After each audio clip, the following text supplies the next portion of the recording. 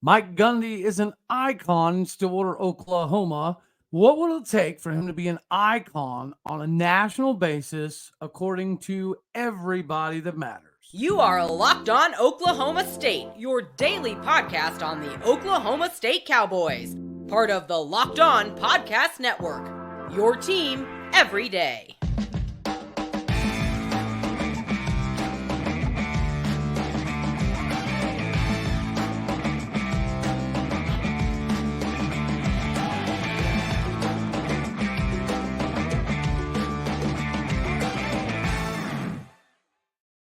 Howdy, y'all, and hello, all. Welcome back to Locked On Oklahoma State, your daily stop for all things Cowboy and Cowgirl related. My name is Cody Stovall. I want to thank you very much for stopping by to make this your first listen here on Locked On Oklahoma State. Of course, you know we're available on every single podcasting platform as well as visually on YouTube. You can find me on Twitter at AllDayOState. So let's talk about Mike Gundy and what this season could potentially mean. So when you think of Mike Gundy as an Oklahoma State Cowboy, he's a legend, right? He's a legend not only from his time as a quarterback playing with Thurman and Barry and Hartley Dykes and the War Pigs up front, but he was a really good offensive coordinator for Les Miles. He was pretty young when he got the job, but for people who want to think back, Dirk Cutter had actually accepted the job at Oklahoma State before 2 days later turning that job down and going to Arizona State, and then later on having a pretty good NFL career, ironically enough. So Mike Gundy wasn't the guy. Dirk Cutter was the guy. But Dirk Cutter said he was coming to Oklahoma State. 2 days later, backed out of it. And we were kind of left scrambling. And in the scramble mode, we decided to promote Mike Gundy from within. Could you argue that he needed a little bit more time?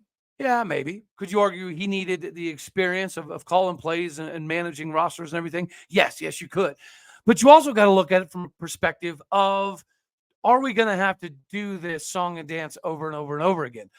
AKA, are we going to have to get to somebody like Les Miles and then get a new coach every 3 to 4 years? Because if that's the case, it's going to be really hard for Oklahoma State to gain a foothold.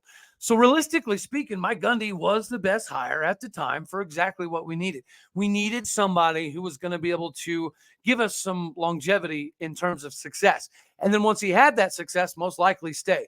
Yeah, he flirted with the Tennessee job a couple times, but that was less about Stillwater. That was less about Oklahoma State. And it was more about what was going on with Holder and Boone and how Gundy felt like, he didn't have the full control of his entire roster 24/7 and the decisions that were made.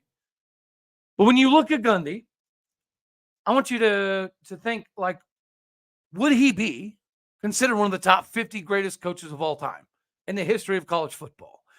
And so if you look, there's different publications, but let's just go with ESPN. Number one, they have Paul Bear Bryant. Number two, Nick Saban all time. Newt Rockne from Notre Dame. Number three, Tom Osborne, most legendary of Nebraska, but he was also instrumental in some of the carryover from the Big 8, Big 12 days. Then you have people like Eddie Robinson, Bud Wilkinson, Joe Paterno, Bobby Bowden, Woody Hayes over at the famous Michigan-Ohio State debate. Michigan loves Woody Hayes, I'm sure. And you got Glenn Pop Warner, John McKay from USC, Barry Switzer, Amos Stagg. And then you scroll. You scroll Walter Camp in there, Lavelle Edwards, Lou Holtz, all in the top 15. Bob Devaney, Bob Stoops, number 29 all time. Joe Heisman, number 30. Dabo Swinney, number 31. Jim Tressel, 25. 36. Robert Nealon, 37. Pete Carroll, Darrell K. Royal, obviously Texas. And then you start to think, okay, well, where would Gundy fit in this list? 45, Frank Beamer. 46, Urban Meyer.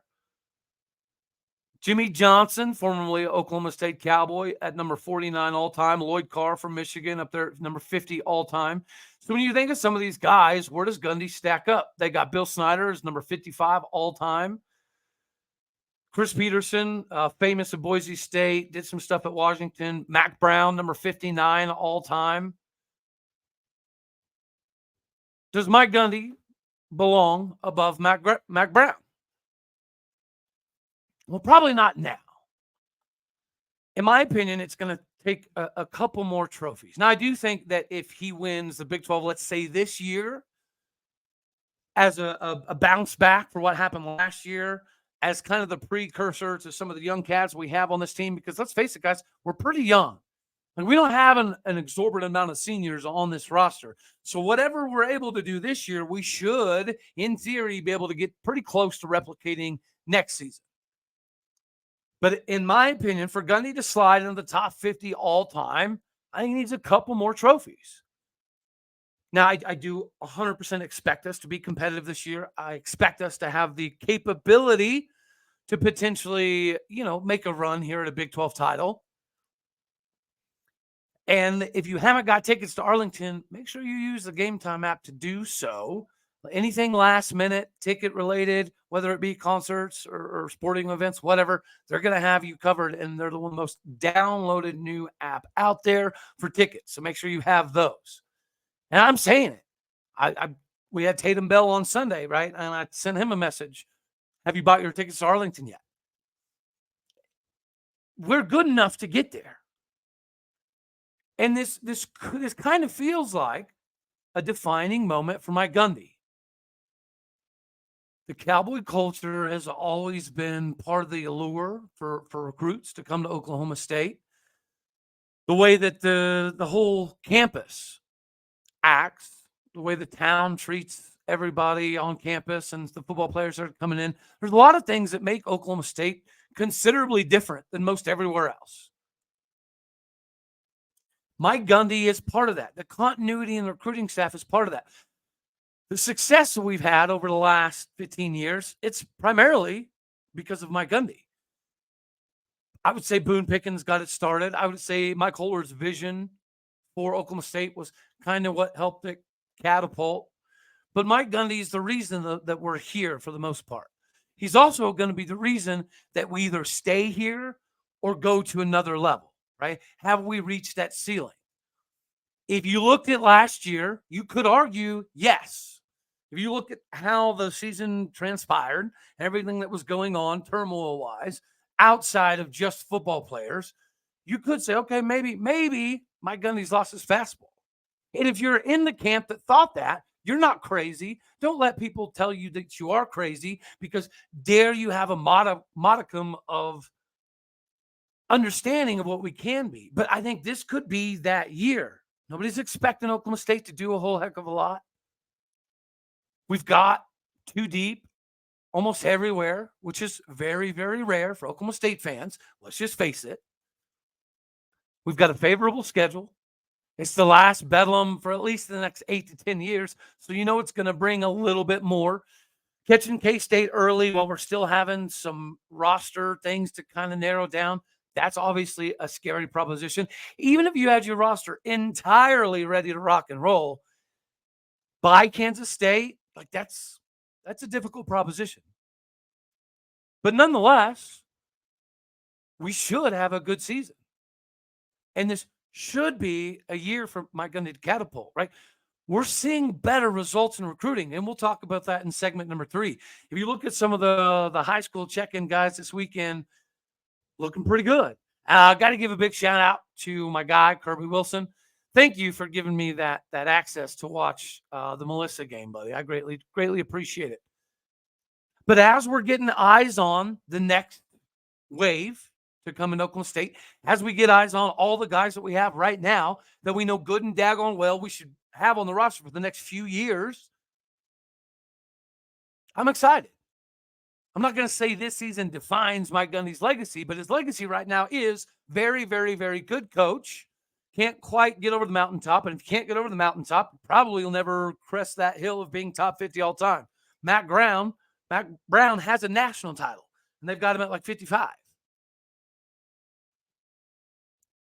But he's not that far off. Mike Gundy's probably easily right here, right now, top 100 best coaches of all time. Get us a couple more Big 12 titles, and I think you do slide past Mac Brown. I think you do end up top 50. And we're not done. The new Big 12 is going to give everybody in the conference the capability to get enough weapons behind them to make a run at the playoffs, especially in the 12-team format. But so as we get to some of the positions that we know we're playing a little bit of musical chair at, real quick, ladies and gentlemen, we do have to talk about Athletic Brewing today. We got a new one here for you. And Athletic Brewing is really the name of the game if you're looking for something that's especially non-alcoholic. And there's not a whole lot of things out there that are non-alcoholic that still kind of give you the right sensation. But you're going to be able to get that here. Athletic Brewing Company has completely revolutionized the non-alcoholic beer game. They make non-alcoholic beer. Goodness gracious, I can't speak. Beers that actually do taste good, full flavored, well crafted, and their brews are great tasting, also award winning. They beat out full strength beers in global competitions quite often. They brew in over 50 styles of craft non-alcoholic beer, including IPAs, golden sours, whatever your heart basically desires. They're fit for all times. You can drink them anytime, anywhere, any place, and make any activity a little bit more enjoyable. Oh, yeah. No hangovers. And the higher you get in the age bracket, the more those fun little sneaky hangovers like to bite up and get you. You can find Athletic Brewing Company's non-alcoholic brews at your store near you or buy online at athleticbrewing.com. First-time customers can use Locked On to get 15% off of your first order online today. That code is Locked On at checkout, 15%, all one word, off at athleticbrewing.com. Near beer, exclusions and conditions do apply. Athletic Brewing Company. It's fit for all times. So now you get to talk about the musical chairs that is going to be the first couple games. And again, it's not just coach speak, ladies and gentlemen. There are positions that aren't exactly settled yet. There are some things that we do need to get ironed out. And so for anybody that's hooting and hollering and clamoring for there to be a decision at quarterback very soon, it ain't going to happen. It ain't going to happen. It ain't going to happen in game one. Probably ain't going to happen in game two either, which it can be a little scary going to Tempe, Arizona to play an Arizona State team that does, in fact, have talent. They're going to rally behind their guy. Kenny Dillingham seems to be their version of Mike Gundy, right? The prodigal son kind of return home. It's going to take them a little while to get it rocking and rolling, in my personal opinion, which is why I'm not super concerned about Arizona State. We will do a breakdown of Central Arkansas. And kind of what positions we need to watch out for, because there are going to be some positions on that other roster that are going to give us a run for the money. But the quarterback thing is realistic. You'd like it to be a guy, but if you're hooting and hollering still yet about if you have multiple quarterbacks, you have none, you might as well just start screaming at people to get off your lawn too, because that ain't it. That's not it. You can win with multiple quarterbacks. Matter of fact, you could see almost every year the backup quarterback is a necessity for any kind of run. Like whether you're going to make a playoff run or a conference title run or even in the NFL, if you go to the playoffs, there's how many times have we had to use backup quarterbacks in a playoff scenario? And it's pretty cool. I got those usually launch somebody's career, like a Case Keenum. This is a good position to have. All three quarterbacks will play. Even if the decision was made today that, let's say, Alan Bowman's the unquestioned guy, Gunnar Gundy's still going to have some packaging. Gunnar Gundy still put himself in a position athletically to be useful on the field. Running back, same thing. Hey, guys, if Elijah Collins hadn't spent so much time on the bike dealing with some of this cramping, muscle-related issues, I would say he's probably starter RB number one over Ollie Gordon. But Ollie's ready to rock and roll. Ollie's going to get to rock. But Elijah Collins, when healthy, he's a different dude. He's a very, very necessary piece to this puzzle. And then Jaden Nixon's obviously the home run threat. That'll never change. Jaden Nixon's going to get his carries. Jaden Nixon is good enough to be RB1 at probably 70% of all the Big 12 schools right now. Probably 65% of all the SEC schools right now. Jaden Nixon is that good. But is anybody questioning what Ollie Gordon can potentially be someday? No. Is everybody going to be pretty surprised to see what Elijah Collins can do? Absolutely. But we're going to need all of them. You're going to see Sessi, Blahe, the freshman. Wide receiver, you're going to see a lot of Talon Chetron. You're going to see a lot of Rashad Owens. Even if they're not starters, you're going to see a lot of Blaine Green. If we go 4 wide receiver set, then you're going to see a lot of Blaine Green. I mean, some of the young guys. Jalen Pope's probably going to play. Jaden Pope's put himself in a position thus far to at least get some PT. Defensive line, I cannot wait to see Deshaun Brown on full display, but does that mean Deshaun Brown is ready to surpass Anthony Goodlow right away? We'll need to see it on the field. Does that mean he's ready to supplant maybe Colter Waltersheet right away? We'll need to see it on the field. So the only thing that you're not going to see a crap ton of rotation for the first few games is offensive line. And even then, you're going to see more rotation than you would traditionally expect.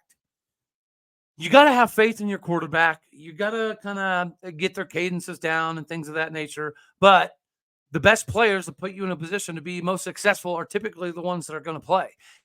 Is in a position now where we've got a lot of youth. We've got a lot of youth that has a lot of talent. So you kind of want to see it on full display.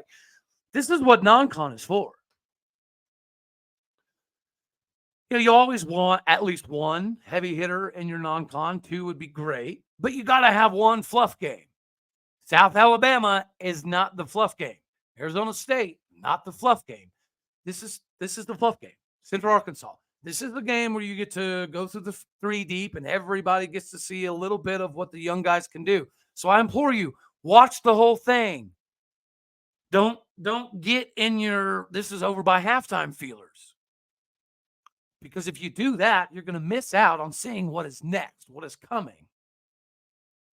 And a lot of these young cats are going to make it very difficult to not get more time on the field this year.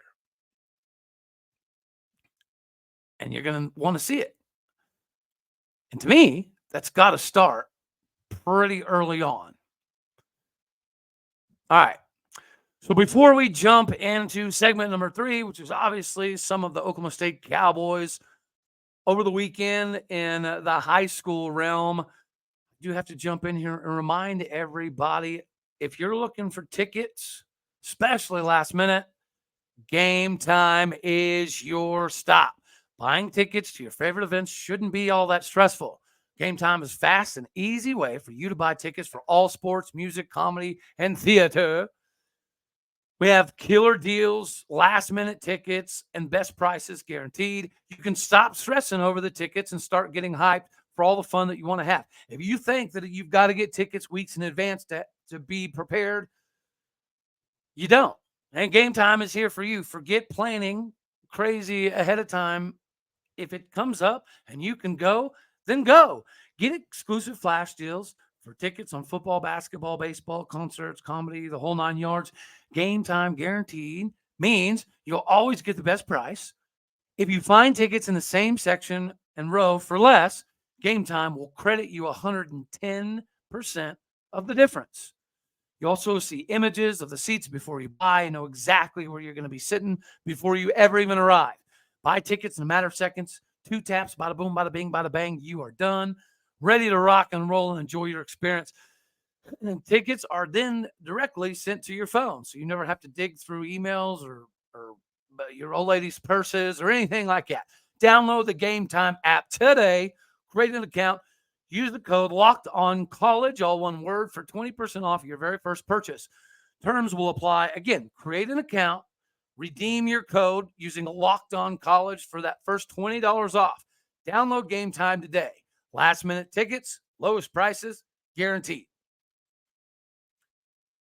So this past weekend was obviously week 0 for collegiate football, and there wasn't a lot on. It was It was a whole heck of a lot of nothing, basically. It was a nothing burger.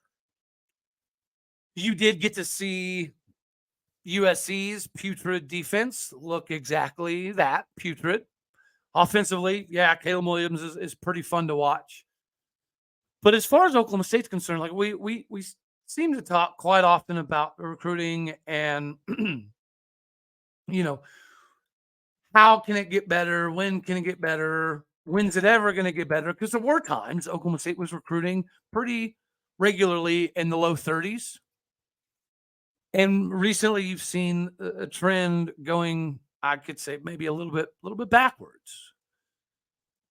But when you look at some of the guys that we have coming up, it's going to be hard not to be excited, regardless of the number, because I know everyone's not exactly thrilled about the numerical value currently associated with Oklahoma State recruiting. But some of the guys that we had this weekend, they played very, very well. I think Gunner's definitely one of those.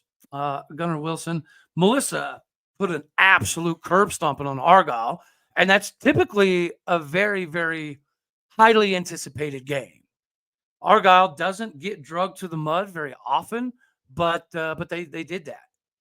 And of course, our boy looked very, very, very good in doing so. Armstrong Nodum, the dude who can bench 450 pounds, squat 700 pounds. He went absolutely off. 8 tackles, 7 of them for loss, and he had 4 sacks. The epitome of disruptive all the way around. Tamarick Johnson had a pretty good game as well. Not quite on Armstrong Nodum's level, but pretty daggone close. Chipping in 4 tackles, 2.5 tackles for loss, a sack, fumble recovery. Obviously, they got the W. Rodney Fields, had 142 yards rushing on just 13 carries before the stupid crap fest gun violence happened. Oh, that makes me so angry. Like, way to go, Oklahoma. Way to look stupid on a national scene, because you got students that can't keep their crap together, because you got people that don't know how to handle things respectfully anymore. Like, go out and throw hands, point blank period, and you buy the loser a beer or a Powerade, whatever. This gun thing, it's stupid. It's a terrible look. It sucks for the state of Oklahoma. Sucks for everybody there. There was a 16-year-old that lost his life. Anyways, yeah. Gunner Wilson was a highlight. I got to watch it thanks to his dad, Kirby. But that defense is something else. And they held Argyle, who again, is a very well-known brand in the state of Texas, high school football.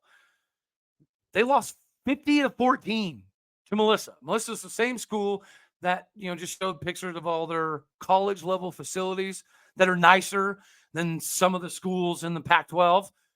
Malake Smith looked really good in the first half, especially. They were able to hang on and get the W.